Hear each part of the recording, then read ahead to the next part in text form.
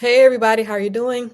Hope you're well. Today we're going to talk about the 401k, but before I get started, please press that like button and the subscribe button if you're not a subscriber and the notification bell next to it so that you won't miss the episode. So what happens to the 401k if you do not list a beneficiary? So what happens? First of all, I believe in long life. Um, Honor your mother and your father, and you will have long life. That's one of the promises that we have. But it's good to know everything concerning money, right? So, what happens with your 401k if you don't list a beneficiary? Well, you end up in probate. So, what is probate? So, I have never been to probate before. So, if anyone is watching me and you've been to probate, you've been through that whole probate experience, put it in the comments and tell the people exactly what probate is. Now, all I know is probate is something that you need to avoid because it's a long, drawn out process and it costs a lot of money. All right. So I can tell you what I read, but if you actually been in there and you've been in the room, or maybe you're an attorney, probate attorney, um, just put it in the comments and be a little bit more descriptive than I'm being. Okay. So I'm going to tell you what probate is based on what I read. So basically, when you do not list a beneficiary on your 401k, the money that's in your account, it ends up going to a default beneficiary. And you have to go through probate to get it as that default beneficiary. So a default beneficiary will be number one, your spouse, number two, your children, number three, your estate. But these people, they have to go through this probate process to get it, which is long drawn out and it costs a lot of money. So, what is probate? So, according to what I read, probate is an estate settlement process. It takes years sometimes and it is very costly.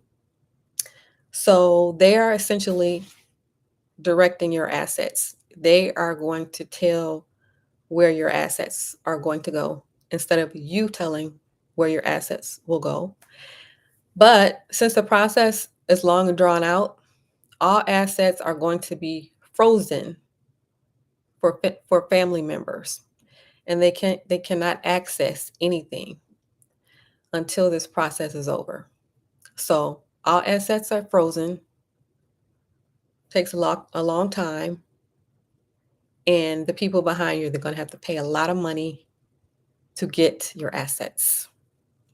All right. So that's probate. It will go through the probate process simply because you did not look at your accounts and you did not type in a beneficiary, right? Say, for example, you have an account with a brokerage firm and you have some money in that brokerage firm, but you did not take, I assume it'll take about 5 to 15 minutes to do it. You did not take that 15 minutes to look up your account and find where it says beneficiary and then type in that person's name. So you didn't take 15 minutes to do that. So the people behind you, they're going to have to go through this whole probate process and pay money to get access to the assets. So a beneficiary, that can include a whole bunch of different things. A beneficiary can be a spouse. It could be a child. It could be a nonprofit charity. It could be a parent. It could be a religious institution. It could be an educational institution. It could be a business. It could be a legal entity, or it could be any loved one that you choose. That is what a beneficiary can be. You can name multiple beneficiaries. You can split the assets. So Say, for example, you have 2 children, just an example. So you can list the 2 children and you can split the assets. So this one will get 50% and this one will get 50%. They have that option where you can list multiple beneficiaries. The other option also, you can include backup beneficiaries. Say for some reason, the first beneficiary, um, maybe they don't want your assets. You know, everybody is not out here for money.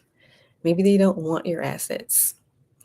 Um, so you have backup beneficiaries listed. That is another option. It's important to update the beneficiaries when you have life-changing events going on. Say, for example, you give birth to a child. That's a life-changing event. Go in there and update your beneficiaries. Say you have a marriage. That's a life-changing event. Go in there and update your beneficiaries.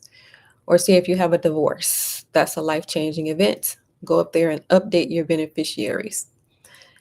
For example, if you go through a divorce and you don't update the beneficiaries, they're going to go by what is on that paper. So you have a spouse on that paper. So if you were to pass away, the assets will be going to that spouse, even though the spouse is an ex-spouse. So it's important to update your beneficiaries upon life-changing events: marriage, divorce, birth of child.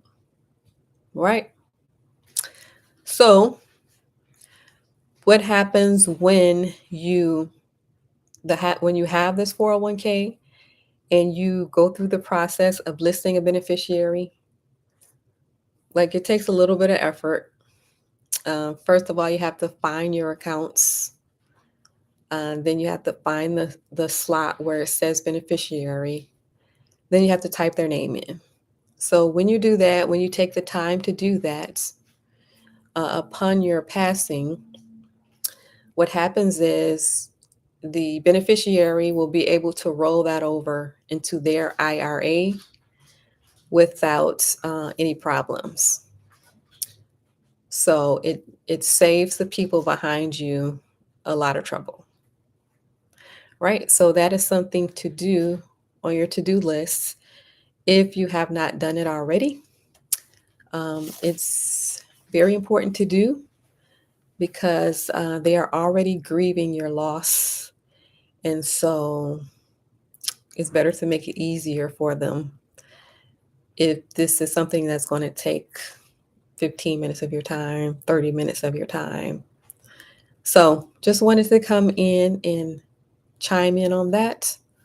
The 401k and what happens if you do not name your beneficiaries.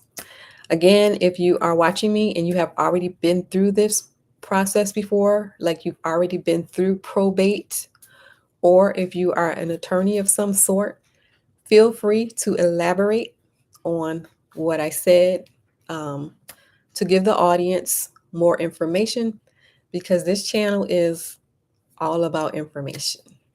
All right. So before I leave, do me a favor, hit that like button, hit the subscribe button if you're not a subscriber, and notification bell next to it so that you won't miss the episode. Also, feel free to leave a comment. Let me know your thoughts, chime in. And if you have personal experience with this or you work in this area, feel free to leave comments. All right. Thank you for watching. Have a good rest of your day.